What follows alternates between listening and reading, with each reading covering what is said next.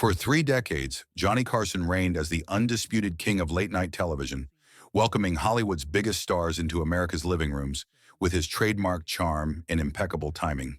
But behind that perfectly orchestrated Tonight Show facade lurked television's most unpredictable wildcard. What made these drunken Tonight Show appearances so remarkable wasn't just the spectacle of seeing famous faces under the influence.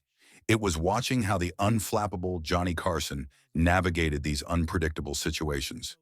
In an era of live television with no editing safety net, Carson had to think on his feet when faced with slurring Oscar winners, rambling directors, and celebrities who might say or do absolutely anything. Some hosts might have panicked or cut interviews short at the first sign of trouble, but Carson typically employed a masterful mix of gentle redirection, strategic commercial breaks, and witty asides to Ed McMahon that acknowledged the elephant in the room without embarrassing his guests. Of course, not all interviews could be salvaged, and some celebrities found themselves permanently crossed off the Tonight Show guest list after particularly disastrous appearances. Let's explore 8 unforgettable examples of when Hollywood's brightest stars arrived at Studio One in Burbank, having clearly made a few too many stops at the bar along the way. Number 1. Truman Capote. When Truman Capote walked onto The Tonight Show set in 1979, viewers immediately sensed something was amiss. The brilliant author of In Cold Blood and Breakfast at Tiffany's, known for his razor-sharp wit and incisive observations, could barely navigate the short distance from the curtain to the guest chair without stumbling. What followed was perhaps the most uncomfortable 17 minutes in Tonight Show history. From the moment Carson welcomed him with a standard, "It's great to have you with us tonight," it was clear Capote was severely intoxicated. His response, intended to be a witty greeting, emerged as a nearly incomprehensible mumble that had Carson leaning forward with a strained, "I'm sorry, what was that?" The awkwardness had only begun. Throughout the interview, Capote slurred virtually every word, often to the point where even Carson, a master at understanding guests through their nervousness or accents, appeared genuinely confused about what the author was trying to say. When attempting to discuss his latest work, Capote launched into a rambling anecdote that veered wildly from topic to topic, eventually landing on a bizarre story about a Hollywood socialite that seemed to have no beginning, middle, or end. The studio audience, initially excited to see the famous writer, grew increasingly uncomfortable as the interview progressed. Nervous laughter erupted when Capote, apparently forgetting he was on national television, suddenly turned to Ed McMahon and asked if he could sit in the announcer's lap because, as he slurred it, "You look so comfortable like a teddy bear." McMahon's stunned expression became one of the night's most memorable moments. Carson, ever the professional, tried valiantly to steer the conversation toward coherence. He repeatedly attempted to focus Capote with specific questions about his writing process or literary influences, lifelines that Capote consistently failed to grasp as he drifted into increasingly bizarre non-sequiturs. The low point came approximately 12 minutes into the segment when Capote attempted to take a sip of water and nearly missed the glass entirely, sending water down his chin and onto his shirt. Rather than acknowledge the mishap, he continued speaking as if nothing had happened, now with a large wet spot on his chest visible to millions of viewers. As the interview mercifully approached its conclusion, Carson signaled for an early commercial break, a rare move that he reserved for only the most dire interview situations. The camera caught him exhaling with visible relief as it cut away, a moment that wasn't supposed to be broadcast but made it to air due to the director's delayed reaction. Backstage after the show, Carson reportedly told his producer, "That wasn't an interview. It was a hostage situation in slow motion." True to his word, Capote never appeared on The Tonight Show again during Carson's remaining years as host, despite the author's literary stature and previous successful appearances. What made the Capote incident particularly uncomfortable wasn't just his obvious intoxication, but the contrast between his brilliant public persona and the incoherent figure viewers witnessed that night. It represented a painful public glimpse of the demons that would eventually contribute to Capote's declining health and career in his final years, a stark reminder of how substance abuse could undermine even the most towering intellect on national television. Number 2. Shelley Winters. If Johnny Carson maintained an unofficial ranking of his most challenging guests, Shelley Winters would undoubtedly have secured a place near the top. The two-time Academy Award winner was famous for her dramatic performances on screen, but her appearances on The Tonight Show often featured a different kind of drama, the kind fueled by pre-show cocktails and a complete disregard for the normal rules of television interviews. Winter's pattern of arriving at the studio well lubricated was so consistent that Tonight Show staff had a standard protocol when she was booked. Place her in the second or third guest position rather than the opening slot, hoping she might sober up slightly while waiting backstage. This strategy rarely succeeded as Winters typically continued drinking in her dressing room until the moment she was called to the stage. Her most notorious appearance came in 1975 when she was ostensibly booked to promote her autobiography. From the moment she walked on stage, noticeably unsteady in heels that suddenly seemed too high, viewers knew they were in for an unusual segment. Carson had barely finished introducing her when Winters launched into a rambling story completely unrelated to her book, interrupting him mid-sentence. What followed was television chaos. Winters talked over Carson repeatedly, cut off his questions, and at one point turned to directly address the studio audience as if Carson weren't there at all. When he attempted to steer the conversation back to her book, she dismissed his question with a wave of her hand, saying, "Oh, Johnny, nobody cares about that book. Let me tell you what happened with my third husband." The situation deteriorated rapidly when Winters began gesticulating wildly, accidentally knocking over her glass of water. Rather than stopping to clean up the mess, she continued talking as if a minor flood wasn't occurring on the desk between her and Carson. The crew scrambled to hand her tissues while she remained completely oblivious, gesturing dramatically about some Hollywood scandal from decades past. Her voice grew louder and more theatrical as the interview progressed, and she seemed to be performing not for Carson or even the audience in the studio, but for some imaginary crowd only she could see. At one point, Winters decided it would be an excellent idea to stand up and walk around the stage while continuing to speak about her acting career. Carson, genuinely concerned she might fall, attempted to guide her back to her seat, but she waved him off with surprising strength for a woman in her inebriated state. She actually managed to perform a little pirouette, which drew both applause and gasps from the audience. A production assistant later reported that backstage after the show, Winters had no recollection of standing up, convinced the entire segment had gone smoothly. What made Winters so challenging as a drunk guest wasn't malice or hostility, but rather a kind of chaotic energy that no amount of professional skill could fully contain.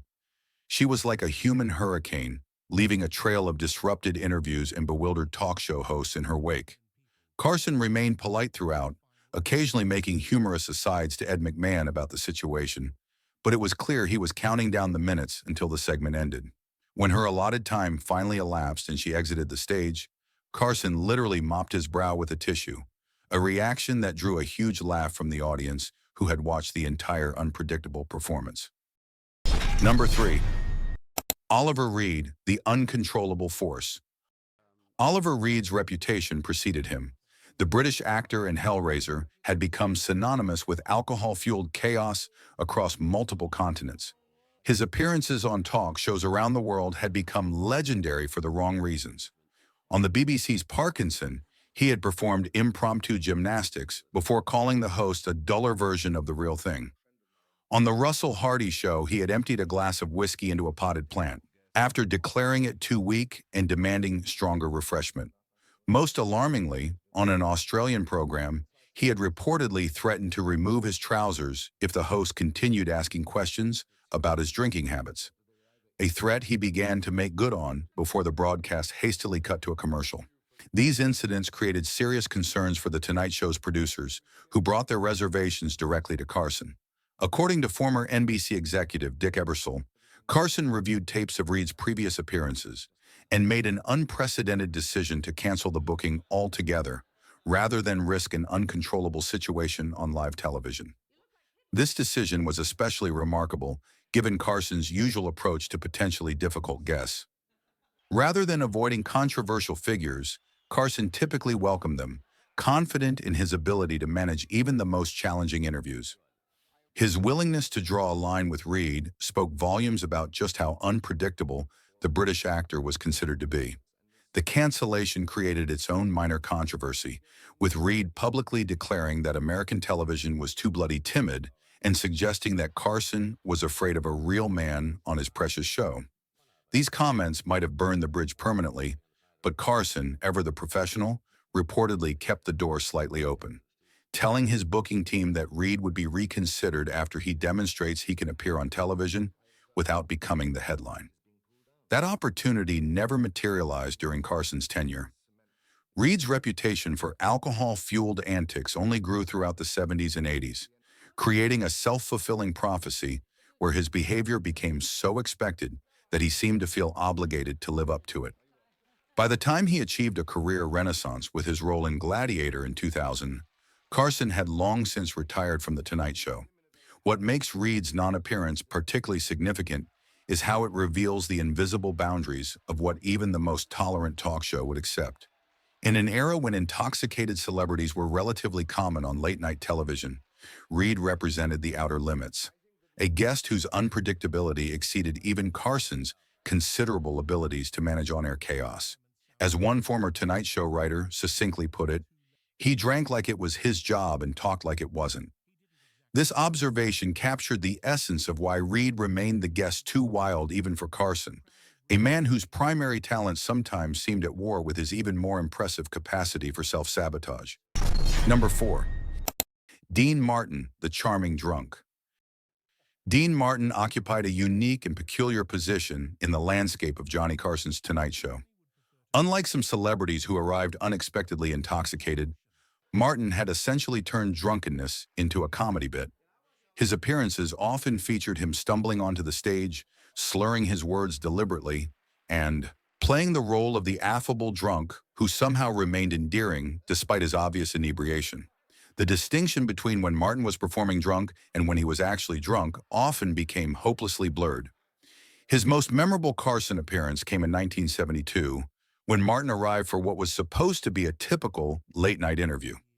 From the moment he walked on stage, it was immediately apparent that the line between performance and reality had dissolved completely. His trademark suit was rumpled, his hair somewhat disheveled, and his speech pattern had moved beyond his usual comedic slurring into genuine incoherence.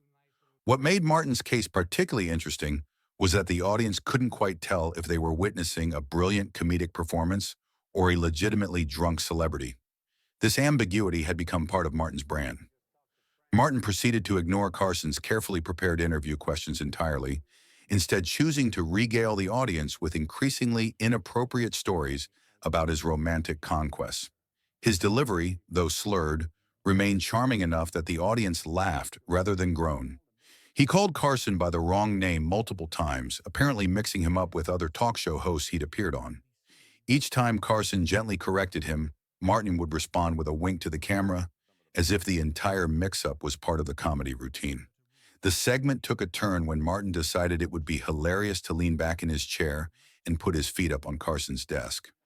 Rather than becoming offended, Carson simply moved his papers out of the way and made a joke about it, responding to Martin's rudeness with humor rather than hostility. Martin found this so amusing that he could barely contain his laughter, which only made his slurring worse. His speech became increasingly difficult to understand, to the point where closed captioners for the show later reported they had simply written unintelligible rambling for extended sections of his interview. What set Martin apart from other drunk guests was his ability to maintain a certain charm and self-aware humor about his condition. He seemed to know exactly what he was doing, even if what he was doing was completely inappropriate for television.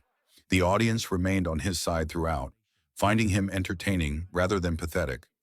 By the end of his segment, even Carson appeared to be genuinely enjoying himself, having largely abandoned the interview format in favor of simply watching Martin perform his particular brand of controlled chaos. Martin would return to the show multiple times, each appearance following a similar pattern of strategic inebriation mixed with genuine charm. Number 5.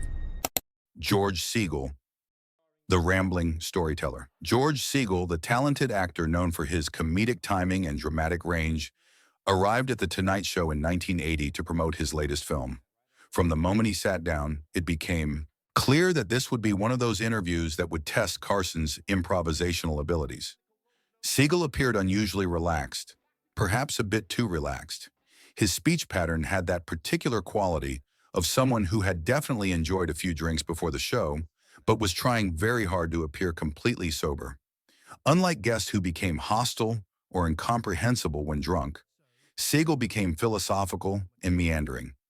He would begin answering a simple question about his new film and somehow end up discussing his childhood in upstate New York, his thoughts on the meaning of life, and his opinions about various philosophical concepts.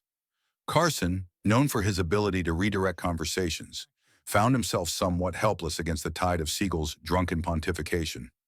Every time he attempted to steer the conversation back to the film or something relevant to his audience, Segal would acknowledge the attempt, but then launch into yet another tangent. During one particularly notable section of the interview, Segal became distracted by the band in the background and began commenting on the musicianship of the members. He got up from his chair, walked over to the band, and actually tried to play a saxophone, despite never having played one before. The resulting sound was absolutely terrible, but Segal seemed completely unbothered, nodding as if he had just performed a masterpiece. The studio audience was torn between finding the situation hilarious and feeling genuinely uncomfortable about what they were witnessing.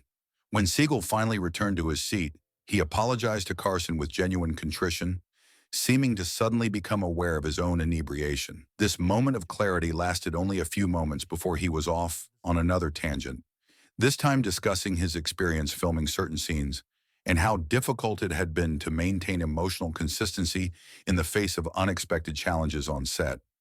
His sentence structure deteriorated as his speech progressed, increasingly complex thoughts trailing off into incomplete sentences.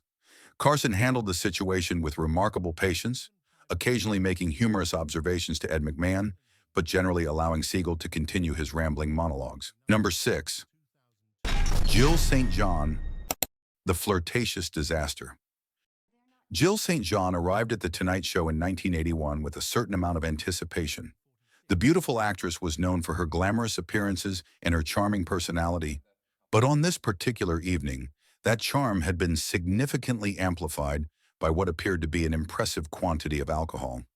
From the moment she sat down, it became clear that this would be an unusual interview, albeit one that was unusual in a very different way from some of Carson's other inebriated guests. St. John decided that the best approach to the interview would be to flirt extensively with Carson, Ed McMahon, and several members of the audience. Her behavior, which might have been charming and funny in moderation, became increasingly inappropriate as the interview progressed. She leaned toward Carson in a manner that seemed to intentionally violate personal space boundaries. She complimented his appearance in terms that were far more suggestive than typical Tonight Show banter. She touched his arm repeatedly and at one point actually tried to adjust his tie, which caused Carson to lean back with visible discomfort.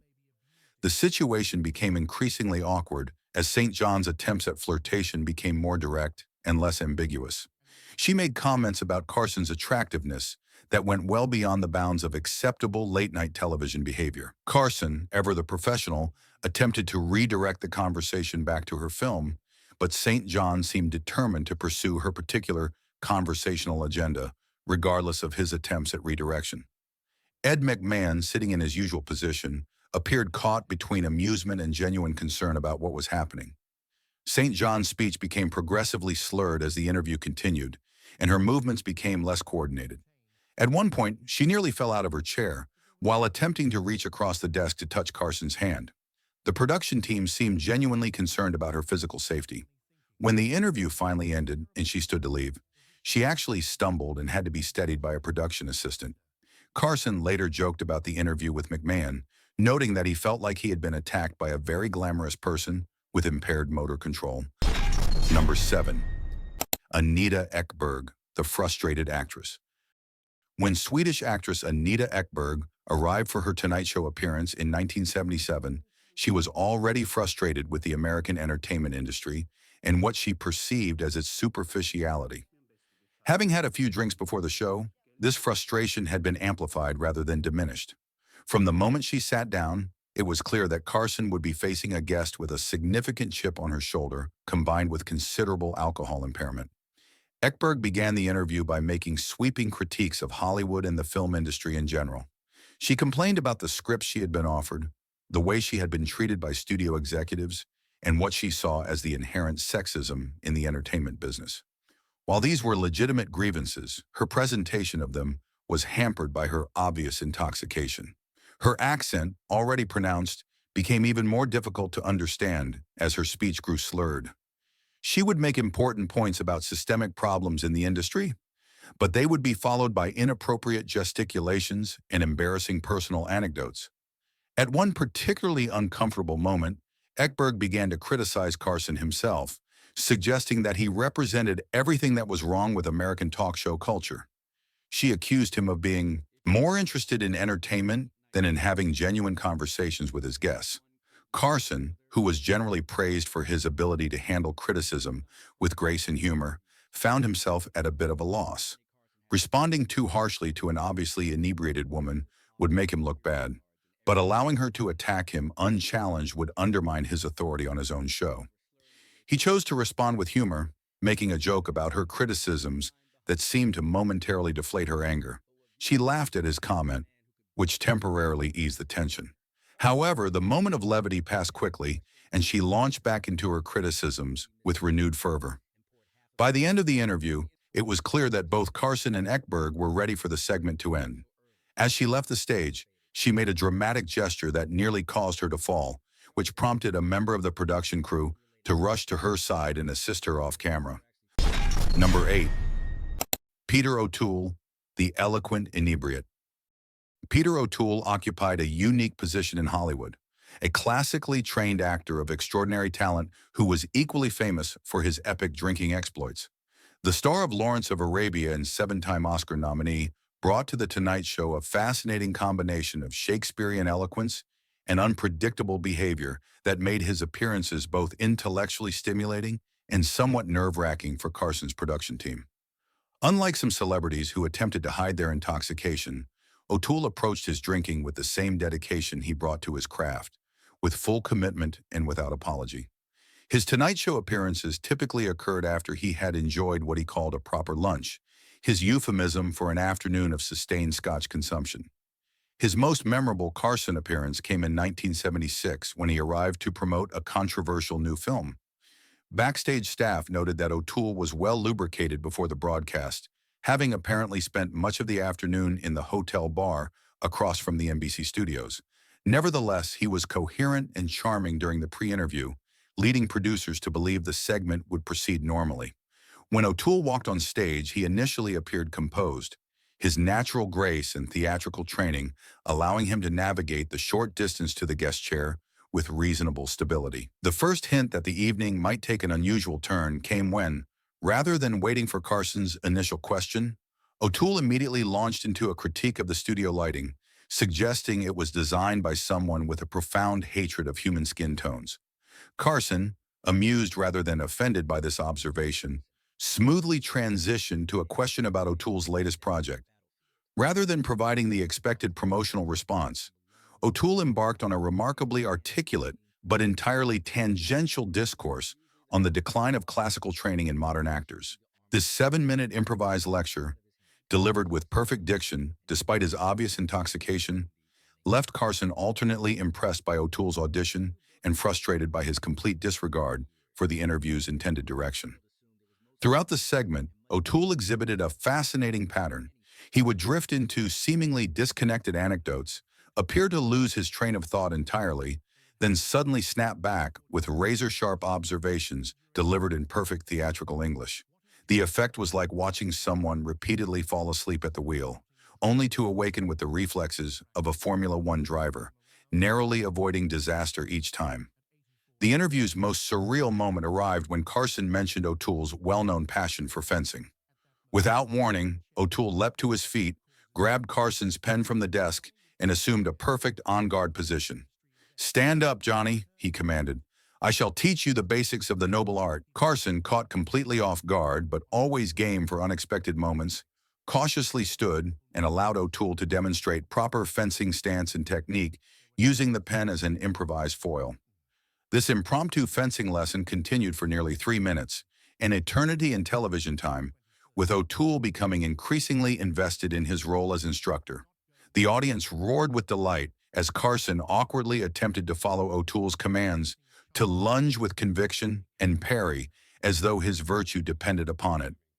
The segment, which had begun as a standard celebrity interview, had transformed into an unplanned physical comedy routine, punctuated by O'Toole's genuinely informative commentary on swordsmanship through the ages. When they finally returned to their seats, O'Toole seemed to have forgotten entirely about the film he was supposed to be promoting. Instead, he began reminiscing about drinking competitions with his friend Richard Harris, describing in vivid detail a 3-day bender in Dublin that involved temporary ownership of a racehorse. Carson, recognizing that any attempt to redirect the conversation would be futile, simply became an amused audience member himself, allowing O'Toole's storytelling to take center stage. Despite, or perhaps because of, the chaotic nature of his appearances, O'Toole remained a welcome guest on The Tonight Show throughout Carson's tenure. Unlike some intoxicated celebrities who became hostile or incoherent, O'Toole maintained a certain charm even at his most inebriated. His classical training and natural wit gave him resources to draw upon even when his faculties were compromised, creating what one Carson writer described as the most eloquent drunk in television history. As another writer aptly summarized, he was a master of words when he remembered them. This observation captured the essence of O'Toole's Tonight Show appearances, a brilliant mind operating through an alcoholic fog, occasionally losing its way but never its fundamental eloquence, creating some of late-night television's most unpredictable, yet strangely captivating moments. What these 8 appearances reveal is not simply a collection of embarrassing moments from a bygone era of television. They represent a fascinating window into a time when talk show formats were live, unpredictable, and genuinely dangerous from a broadcast perspective. They showcase the remarkable skill of Johnny Carson, who navigated these situations with a combination of professionalism, humor, and genuine humanity. Many of these guests were struggling with serious alcohol problems, yet Carson chose to handle these situations with grace rather than cruelty. He could have publicly humiliated these celebrities, but instead he generally chose to protect their dignity while still allowing the entertainment value of the moment to come through for the audience. In many ways, Johnny Carson's ability to handle these unpredictable, inebriated guests with such skill and compassion remains one of his greatest legacies as a talk show host. These weren't just moments of television chaos. They were moments that required a particular kind of talent and intelligence to navigate successfully, a talent that Johnny Carson possessed in abundance.